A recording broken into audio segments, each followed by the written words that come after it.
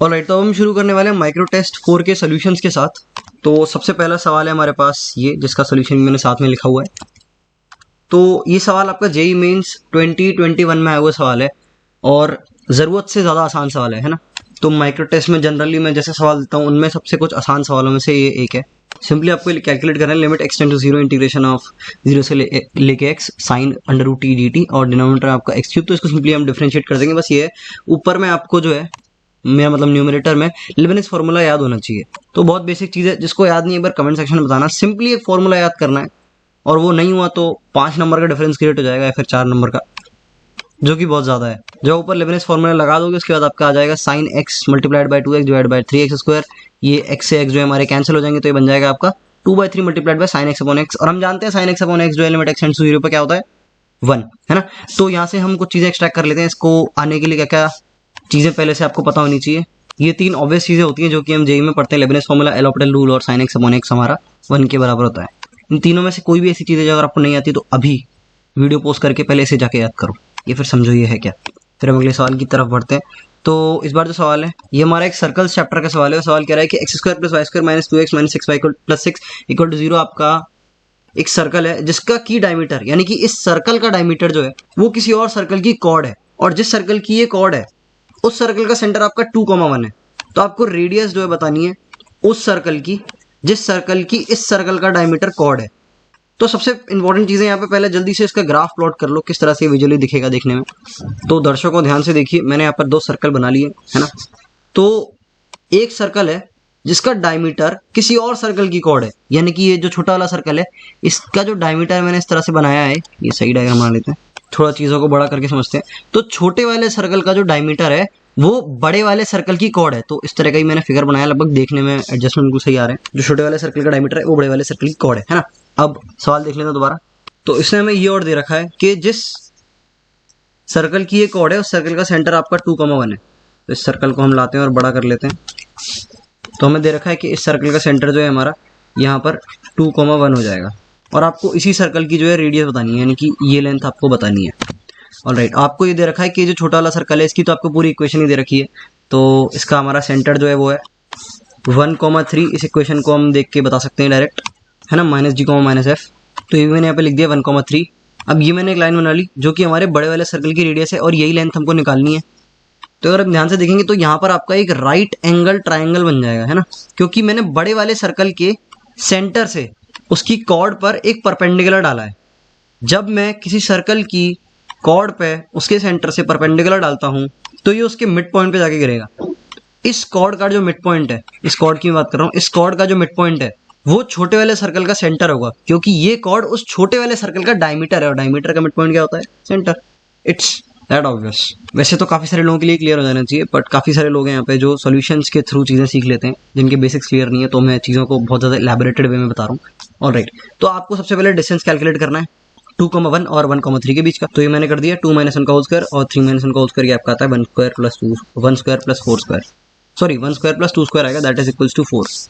Alright, तो 2 square लिख देते हैं यहाँ पे और ये आपका आंसर आ जाएगा √5। आंसर नहीं मतलब इस पर्टिकुलर लेंथ की बात कर रहा हूँ, ये √5 आ गई। अब आप ये लेंथ भी निकाल सकते हो क्योंकि आपको पता है ये छोटे वाले सर्कल का डायमीटर है और आपको छोटे वाले सर्कल की पूरी इक्वेशन दे रखी है। तो आप रेडियस का फॉर्मूला निकाल के उसकी आपकी लेंथ आ जाएगी निकल के। तो ये एक्चुअली में आपका छोटे वाले सर्कल की रेडियस के बराबर ही है पूरे हिसाब किताब, क्योंकि डायमीटर तो ये पूरा होगा ना। तो रेडियस का फॉर्मूला क्या होता है, ये होता है हमारा √g² plus c square, sorry g² plus f² minus c। तो c कितना है, तो यहाँ पर हम देख पा रहे हैं c हमारा 6 के बराबर है, g² हमारा 1 के बराबर है और s² हमारा 9 के बराबर है। तो 1 + 9 - 6, तो ये आपका √4 हो जाएगा, दैट इज इक्वल्स टू 2। तो आपके पास जो है ये लेंथ 2 के बराबर आ गई। तो अब जो है आपका सिंपली एक राइट एंगल ट्राइंगल बन गया है जिसकी हाइपोटेन्यूज आपको निकालनी है। तो आंसर हो जाएगा 5 + 4 दैट इज इक्वल्स टू 3। 5 + 4 का अंडर रूट में मतलब, ठीक है। तो बहुत आसान सवाल था, जरूरत से आसान सवाल था, सभी का हो जाना चाहिए। ऑलराइट, तो हमारा चौथा क्वेश्चन है। तीसरा क्वेश्चन मैं एंड में कराऊंगा क्योंकि वो थोड़ा सा बड़ा है ना। तो फ्रैक्शन पार्ट आपको बताना है 2⁴n/15। मैंने एक यूट्यूब पे वीडियो डाली थी जिसका टाइटल था बाइनोमियल विदाउट बाइनोमियल। ये लगभग वैसा ही सवाल है देखने का, तो जिसने वो ढंग से वीडियो देखी होगी उसने ये सवाल भी बड़ी आसानी से कर लिया। और वैसे भी इन जनरल ये काफी आसान सवाल है। देखो आपको दे रखा है 2⁴n डिवाइडेड बाय 15।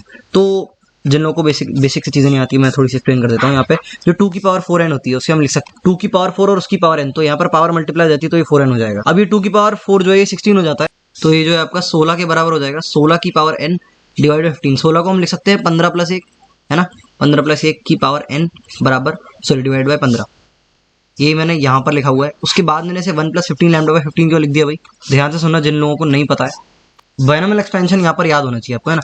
तो यहाँ पर मैं लिख रहा हूँ 15 प्लस 1 की पावर n, तो इसको जब आप बायनोमियल एक्सपैंड करोगे तो ये आपका निकल के आएगा NC0 और साथ में आ जाएगा 15 की पावर 0, फिर आएगा NC1, फिर आएगा 15 की पावर 1, 1 की पावर तो कुछ भी हो इसलिए मैं 1 को लिख नहीं रहा क्योंकि 1 की पावर कुछ भी 1 होता है।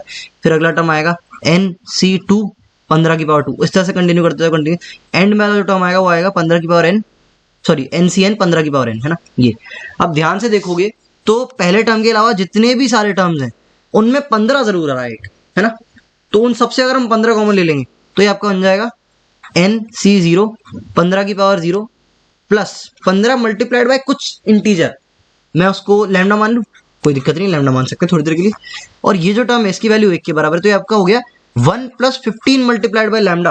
अरे भाई यही तो लिखा है मैंने, 1 प्लस 15 लैम्डा को जब हम ब्रेक करेंगे तो ये आपका किसके बराबर हो जाएगा, ये हो जाएगा आपका इसके बराबर 1 बाय 15 प्लस लैम्डा, एक इंटीजर, है ना, प्लस कोई फ्रैक्शनल पार्ट, ये x के बराबर है, तो x का फ्रैक्शनल पार्ट f ही तो होता है भाई, तो यही है आंसर है आपका 1 बाय 15।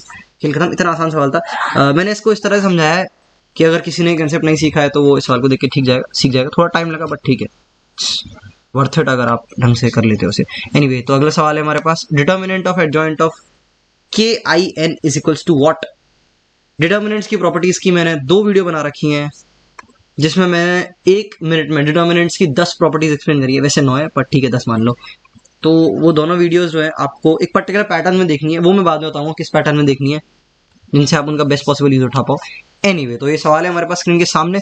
तो एक प्रॉपर्टी है, बहुत ऑब्वियस प्रॉपर्टी है, ये प्रॉपर्टी एडजॉइंट ऑफ ए से रिलेटेड है। तो a multiplied by adjoint of A होता है आपका determinant of a multiplied by IN, है ना, उसी ऑर्डर का मैट्रिक्स है ये प्रॉपर्टी जब हम इस्तेमाल करेंगे तो हमने क्या किया, KIN का मल्टीप्लाइड कर दिया, KIN का मल्टीप्लाई करा तो इस प्रॉपर्टी के तहत आपका ये रिजल्ट आ गया। थोड़ी देर के लिए KIN को B मान के देखो तो आपको दिख जाएगा कि मैं क्या बोल रहा हूँ, अगर कुछ लोग कंफ्यूज हैं तो।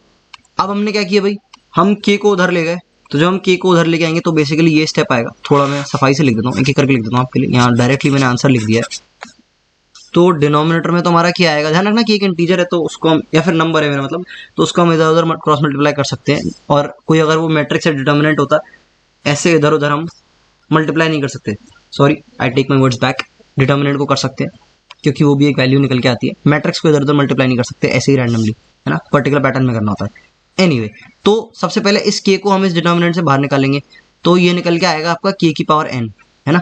ये प्रॉपर्टी यहाँ पे यूज करिए, ध्यान देखना, जब भी किसी नंबर को आप एक डिटर्मिनेंट से बाहर निकाल के लाते हो कॉमन करके तो वो उसकी पावर n के साथ बाहर आता है, n इस मैट्रिक्स का ऑर्डर है ना, तो k की पावर n आ जाएगी और साथ में आपका IN है ना, इसको अलग ब्रैकेट में रख लेंगे थोड़ी देर के लिए, तो ये आपका ऐसे कट के हो जाएगा k की पावर n-1, है ना, मल्टीप्लाइड बाय IN। ये आपका किसके बराबर है, एडजॉइंट ऑफ KIN। अब काफी लोग पूछेंगे यार ये IN क्यों उड़ा दिया भैया आपने, देखो ये IN जो है मैंने इसलिए उड़ा दी क्योंकि किसी भी मैट्रिक्स का आप किसी भी मैट्रिक्स सॉरी I मैट्रिक्स में मल्टीप्लाई करते हो तो वो वही मैट्रिक्स आ जाता है, जैसे A मल्टीप्लाइड बाय I आपका A के बराबर ही होता है ना, बशर्ते ऑर्डर सेम होनी चाहिए, है ना, या बोलो ऑर्डर कंपैटिबल होनी चाहिए।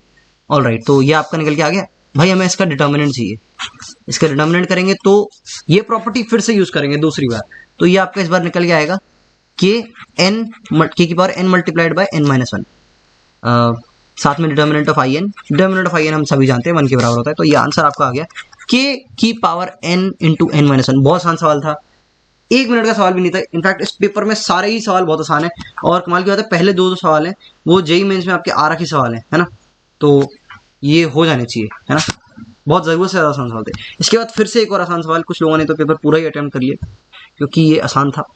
देखना ये है कि उनकी गलतियाँ कितनी होंगी वो हम एनालिटिक्स में से देखेंगे, तो कुछ टाइम बाद एनालिटिक्स अवेलेबल हो जाएंगे वीडियो के डिस्क्रिप्शन में, तो देख लेना उन्हें। ऑलराइट, तो ये फिर से एक और आसान सवाल है, ज़रूरत से ज़्यादा आसान सवाल है। इसमें आपको दे रखा है कि कॉम्प्लेक्स नंबर है जो कि z के बराबर है, तो z square plus z bar equal to 0 है। इसके नंबर ऑफ सॉल्यूशन बताने हैं, सबसे पहले इसके लिए z बार पता होना चाहिए किसी को क्या होता है, अगर z हमारा x प्लस आई वाई होता है तो z बार हमारा होता है x माइनस आई वाई, है ना। तो यहाँ से हमारे पास आ जाएगा z equal to x plus I Y, हम इसे सिंपली इक्वेशन में रख देंगे, तो इक्वेशन में रखने के बाद हमारे पास ये इक्वेशन बनेगी ये इक्वेशन बनेगी तो ये 0 के बराबर है, यानी कि इस कॉम्प्लेक्स नंबर का रियल पार्ट भी 0 के बराबर है और इमेजिनरी पार्ट भी 0 के बराबर है। तो ये तो रियल पार्ट हो गया, ये इमेजिनरी पार्ट हो गया, दोनों को अलग अलग 0 के बराबर किया। सबसे पहले ध्यान यहाँ पर देना इमेजिनरी पार्ट पे, है ना। तो इमेजिनरी पार्ट को, इसको अगर 0 करना है तो आपका 2xy माइनस वाई 0 के बराबर होगा। यहाँ से दो कंडीशन निकल के आती हैं, पहली y 0 हो जाए या फिर x 1/2 के बराबर हो जाए, है ना। तो दोनों कंडीशन को मैं अलग अलग डील कर रहा हूँ। अगर मेरा y 0 होता है तो अब इस वाली इक्वेशन की हम बात कर रहे हैं, अगर मेरा y 0 होता है तो हमारा x स्क्वायर प्लस x जो है 0 के बराबर हो जाएगा, यानी कि x की फिर दो वैल्यू अलग निकल के आएंगी, x equal to 0, x equal to -1। अगर मेरा x 1/2 होता है तो फिर जो है, फिर मेरी दो कंडीशन निकल के आएंगी, दैट इज y बराबर 1/4 प्लस 1/2। इस इक्वेशन की बात कर रहा हूँ, ध्यान रखना। इस इक्वेशन से तो मैंने रिजल्ट निकाल लिए हैं, वो मैं इस इक्वेशन पे अप्लाई कर रहा हूँ। तो x 1/2 किया तो y स्क्वायर की दो वैल्यू निकल के आ जाएंगी, that is plus √3/4 and minus √3/4। यहाँ पर हमारे पास 4 सोल्यूशन आ गए। 4 सोल्यूशन कैसे, जब हमने अपना y 0 किया था तो हमारे पास दो सोल्यूशन निकल के आए, x इक्वल टू 0 और x इक्वल टू -1।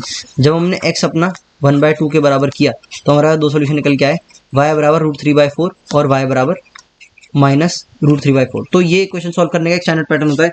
जो लोग इसमें क्लियर नहीं है, मैंने थोड़ा जल्दी स्पीड में एक्सप्लेन किया है, बट मैं चीज़ों को और धीरे कर सकता था, बट फिर वो ज़रूरत से ज़्यादा बेसिक्स हो जाते, जिसको कि हम बेहतर रहेगा किसी थ्योरी की क्लास में कवर अप करें, है ना। ऑलराइट, तो ये हो गया हिसाब किताब हमारा। यहाँ पे आगे बढ़ते हैं अगले सवाल पे। अगला सवाल मैं काफ़ी डेस्परेट था देखने के लिए कि कितने लोग इस सवाल को भी गलत कर देते हैं, क्योंकि मैंने ये सवाल पहले ही एक पेपर में डाला था। तो अगर इस सवाल में आपने पेन भी यूज़ किया है तो यार गलत बात है, क्योंकि मेरे ख्याल से फर्स्ट टेस्ट में एग्जैक्टली ऐसा सवाल था, लिमिट्स अलग थी, एक्स की पावर्स अलग थी, पर बिल्कुल सेम सवाल था। जिसको ये याद भी नहीं है ना कि मैंने ऐसा सवाल 3 दिन पहले किया है, यार तुम भी गड़बड़ कर रहे हो, है ना। तुम सॉल्यूशंस को ढंग से नहीं देख रहे, क्योंकि 7 सवाल है, इतना तो याद रहना चाहिए अगर थोड़ा भी ध्यान से देखा होगा।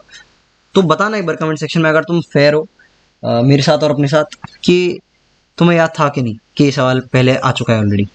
ऑलराइट, तो मैं फिर भी इसको सॉल्व करने का स्टैंडर्ड तरीका बताता हूँ, पर बताना तो नहीं चाहिए क्योंकि पहले ये डिस्कस कर रखा है, बट स्टिल। तो यहाँ पर लिख लिया है मैंने तरीका। आपका i बराबर है -5 से 5 integral x² multiplied by x³ dx के बराबर। यहाँ पर हम x को -x से सब्स्टिट्यूट कर देंगे तो हमारे पास बन जाएगा -x², जो कि x² ही होता है, साथ में ब्रैकेट ऑफ -x³। दोनों इक्वेशंस को हम ऐड कर देंगे, दोनों को ऐड कर देंगे तो ये निकल के आएगा, ये निकल के आएगा, दिखने में इस तरह का होगा। ये x² कॉमन ले लेंगे और इंटीग्रल की लिमिट्स दोनों की सेम ही है तो उसको भी कॉमन ले सकते हैं। यहाँ पर आपका बन जाएगा x³ और ब्रैकेट ऑफ -x³। ध्यान रखना, bracket of x plus minus of bracket of x आपका 1 के बराबर होता है। बस इतना है कि आपका x इंटीजर नहीं होना चाहिए, है ना। यहाँ से आपके पास ये जो है पूरा 1 के बराबर है, ये इक्वेशन निकल के आ जाएगी। एक्चुअली में ये निकल के आएगी यहाँ से -5 से लेके 5 x², है ना। पर क्योंकि x² एक इवन फंक्शन होता है तो मैंने उसको इस तरह से लिख लिया है। ये प्रॉपर्टी याद होनी चाहिए, 2 आ जाता है और ये लिमिट 0 से हो जाती है। इनफैक्ट ये प्रॉपर्टी जब आप देखते हो तो आपको ग्राफिकली फील होनी चाहिए। कितने लोगों को ग्राफिकली फील नहीं होती, कमेंट सेक्शन में बताना मुझे, क्योंकि मुझे देखना है कि लोग इस जेईई मैथ्स के अलग अलग डोमेन्स में किस तरह से परफॉर्म कर रहे हैं, अकॉर्डिंगली मैं कंटेंट बना पाऊंगा। ऑलराइट, तो ये आपका इंटीग्रल आ गया, dx लगा लेते हैं, आंसर आपका आ गया 125/3। तो ये सवाल सॉल्व हो गया। तो एक्चुअली में अभी जो मैंने सॉल्व किया है वो 6ठा सवाल था और इसके पहले जो मैंने किया था वो 7वां था, तो ऑर्डर थोड़ा इधर उधर हो गया, बट कोई नहीं। ऑलराइट, तो एक सवाल रह गया था हमारा, है ना, जो कि था ये अजीब सा बड़ा सा लेंदी नहीं है, वैसे आसान सवाल है बट थोड़ा ध्यान देने की जरूरत है, लिखने में थोड़ा लंबा है। ऑलराइट, तो एफ एक्स की वैल्यू दे रखी है x g of x divided by mod of x और g of 0 equal to g dash of 0 which is equal to 0। F X एक कंटिन्यूस फंक्शन है, x इक्वल टू 0 पे, ये उन लोगों ने बोल रखा है ना। इस फंक्शन को वैसे देख के लग नहीं रहा कंटिन्यूस होना चाहिए क्योंकि नीचे 0 आ जा रहा है, बट उसने बोल रखा है तो भाई मान लेते हैं उसकी बात। क्योंकि एफ एक्स एक कंटिन्यूस फंक्शन है तो हम कह सकते हैं limit x tends to 0 F X equal to F of 0, क्योंकि यहाँ पर हमारा LHL बराबर RHL बराबर लिमिटिंग वैल्यू होता है जब फंक्शन कंटिन्यूस होता है। तो पर हमसे बात की गई है एफ डैश ऑफ 0 की, यानी कि हमें इसका डिफरेंशियल निकालना है। ध्यान रखना ये कंडीशन भी ट्रू होगी, LHL बराबर RHL है, वही सेम चीज़ है। तो एफ डैश ऑफ 0 हम सिंपली इस इक्वेशन की मदद से निकालेंगे जो कि मैंने यहाँ पर कर रखी है। देख ही लो यार पूरा सोल्यूशन। यहाँ पर ये हमारा हो जाएगा जो हमारा स्टैंडर्ड फॉर्मूला होता है ना। अगर ये फॉर्मूला नहीं याद है आपको लेफ्ट हैंड डेरिवेटिव और राइट हैंड डेरिवेटिव का, सिंपली याद होना जरूरी नहीं है। अगर आपको इसका फील नहीं है कि एक्चुअली में हम कर क्यों रहे हैं, क्या कर रहे हैं, तो कमेंट सेक्शन में बताना मुझे, और ये भी फिर मैं हो सकता है इसकी आने वाले टाइम पे अगर ज़्यादा लोगों को नहीं आता है तो इसकी हम एक अलग से वीडियो डिस्कस कर लें एलैबोरेटेड वे में, और इसमें काफ़ी डेप्थ भी ऐड कर सकते हैं, कॉम्प्लेक्सिटी भी ऐड कर सकते हैं, जो कि ये एडवांस तक लेके जाएगी हमें, या उससे थोड़ा सा ऊपर भी जा सकता हूँ मैं, if anyone is interested. Anyway, तो यहाँ पर हमने LHD RHD की बात करी थोड़ी सी, तो इसका हमारा फॉर्मूला होता है ये एक्चुअली में यहाँ पे H-0 आएगा, बट क्योंकि -0 है तो उसका कोई वजूद नहीं होता, तो उसको हमने हटा दिया। f(0) + h की हम बात करेंगे तो वो दिखने में कुछ इस तरह का होगा, क्योंकि हमको दे रखा है कि भाई f(x) जो है वो दिखने में ऐसा है ना। तो 0 + h में x की वैल्यू h हो जाएगी, तो यहाँ h हो जाएगा, ये g(h) हो जाएगा, नीचे भी h हो जाएगा। mod h जो है वो h की तरह ही खुलेगा, बिकॉज 0+ की बात कर रहे हैं। 0+ का क्या मतलब हो सकता है किसी को ये ना पता हो, पता होना चाहिए बॉस, लिमिट्स बिल्कुल खत्म है अगर ये नहीं पता तो ये एक्सप्रेशन जो है हमारा इस तरह का बन के आ जाएगा, दैट इज g(h)/h, है ना। उसको हम ऐसे भी लिख सकते हैं g(h - 0/h-0) which is g'(0), और g'(0) में इक्वेशन में इसीलिए दे रखा था जो कि 0 के बराबर आ गया। इसी तरह से यहाँ पे हम 0- के लिए चेक करेंगे तो ये हमारे पास निकल के आ जाएगा -h, g(-h) और mod(-h), और नीचे भी -h आएगा, है ना। तो ये हमारे पास बन के आ जाएगा g(-h/h). ध्यान रखना ये -h जो है ये h की तरह बाहर आएगा क्योंकि मॉड लगा है, और इस पूरे हिसाब किताब की लिमिट जो है वो h टेंड्स टू 0 है। तो यहाँ पर अगर -h लिख दोगे तो ये एक नेगेटिव नंबर है, मॉड लगेगा तो पॉजिटिव की तरफ बाहर आएगा, तो g(-h/h) आ गया। और फिर यहाँ पर आप इसको इस तरह से फॉर्मेट कर सकते हो, लिख सकते हो g(-h) - g(0) divided by -h।